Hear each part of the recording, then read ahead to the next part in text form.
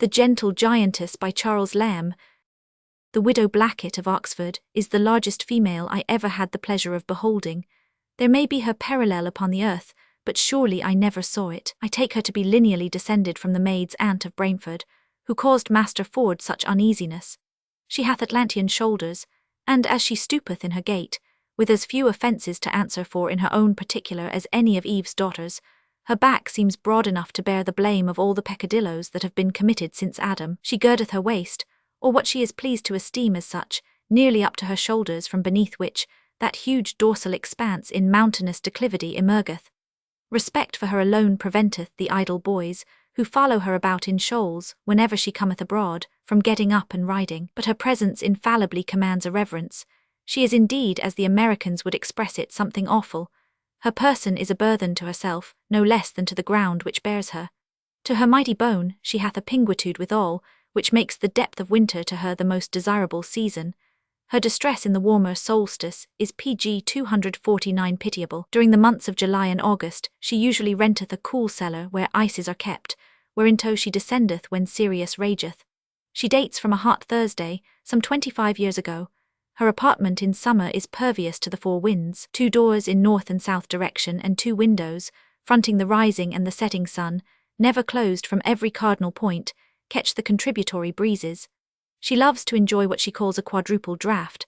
That must be a shrewd zephyr that can escape her. I owe a painful face-ache which oppresses me at this moment to a cold cot, sitting by her, one day in last July at this receipt of coolness. Her fan in ordinary resembleth a banner spread, which she keepeth continually on the alert to detect the least breeze. She possesseth an active and gadding mind, totally incommensurate with her person. No one delighteth more than herself in country exercises and pastimes.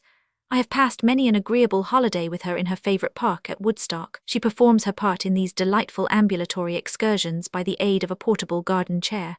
She setteth out with you at a fair foot gallop, which she keepeth up till you are both well breathed, and then she reposeth for a few seconds. Then she is up again, for 100 paces or so, and again resteth, her movement on these sprightly occasions being something between walking and flying. Her great weight seemeth to propel her forward, ostrich fashion. In this kind of relieved marching I have traversed with her many scores of acres on these well-wooded and well-watered domains. Her delight at Oxford is in the public walks and gardens, where, when the weather is not too oppressive, she passeth much of her valuable time. There is a bench at Magdalen, or rather, situated between the frontiers of that and College.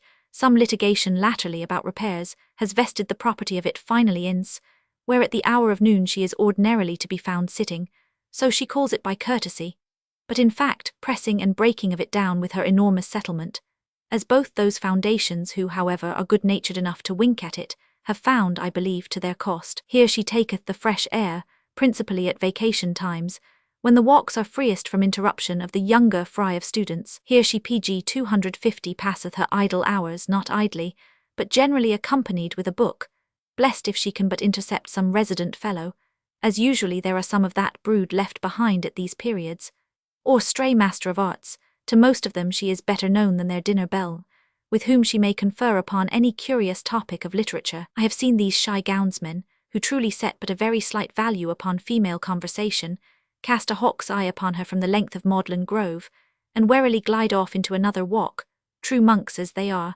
and ungently neglecting the delicacies of her polished converse, for their own perverse and uncommunicating solitariness.